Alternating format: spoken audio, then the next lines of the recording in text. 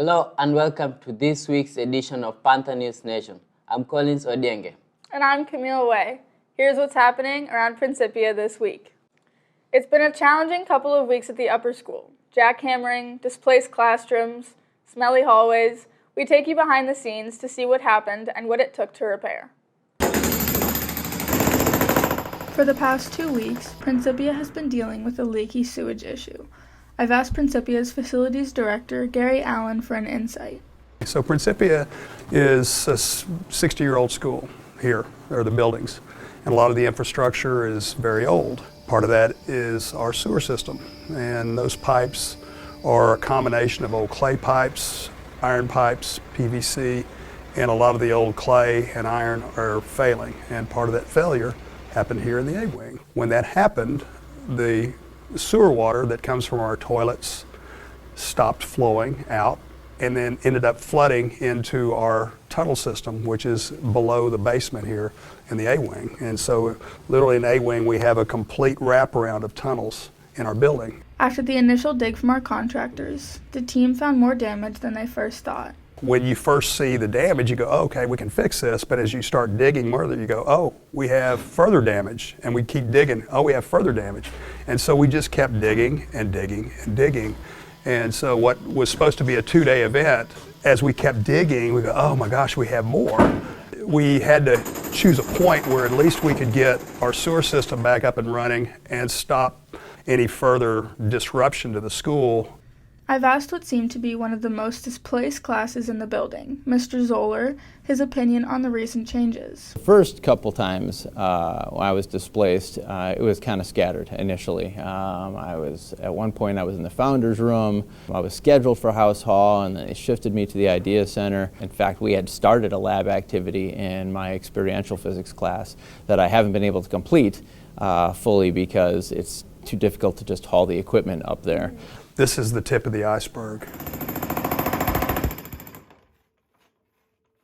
Mr. Allen says there will be more repairs of our old sewage system coming up soon. Turning our attention to sports, our soccer team has done it again. We're headed to state. Much of the credit for our success goes to Coach Nigel Mapos. B. Fogarty and Lydia Brobeck wanted to find out what his secret is to being such a great soccer coach. Yes, Maddox! Turn. Nigel Marples is the head coach for boys soccer. He receives a lot of praise at Principia from both his students and players. We sat down with Nigel to find out what his coaching secret is. I love Principia's focus on character development.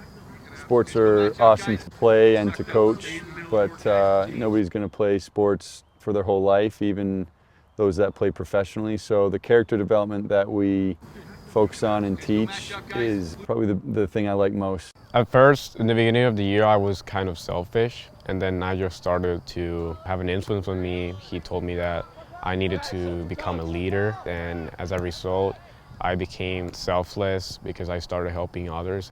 I encourage everybody to be spirited. You know, it's really important that the guys on the field hear a voice. It's reminding the guys that are not in the game that they are a part of it and they can have an impact. There's a lot of things that make Nigel a good coach, but I think the number one thing is that he expects a lot from you. He knows that everyone has lots of potential and room to grow. Nigel will have the bench be cheering,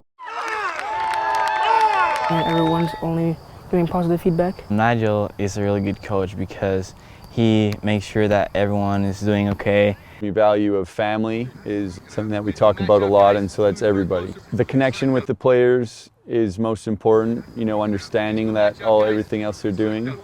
And secondly is just making it fun as well as, you know, making it hard work. You have to have that balance. Just connecting with them, their personalities, it's always the most enjoyable part for me. Nigel's emphasis on family within the team helps his players to grow both on and off the field. Reporting for PNN, this is Lydia Broadbeck and B. Fogarty. Go Panthers! Be sure to come support us at state.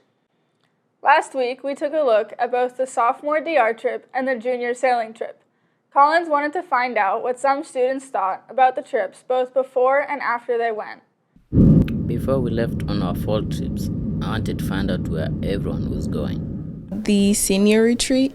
Dominican Republic trip. I'm also going on the Dominican Republic trip. I'm going sailing. To the Dominican Republic. On the senior retreat. Junior sailing trip. And how they were feeling about their trips.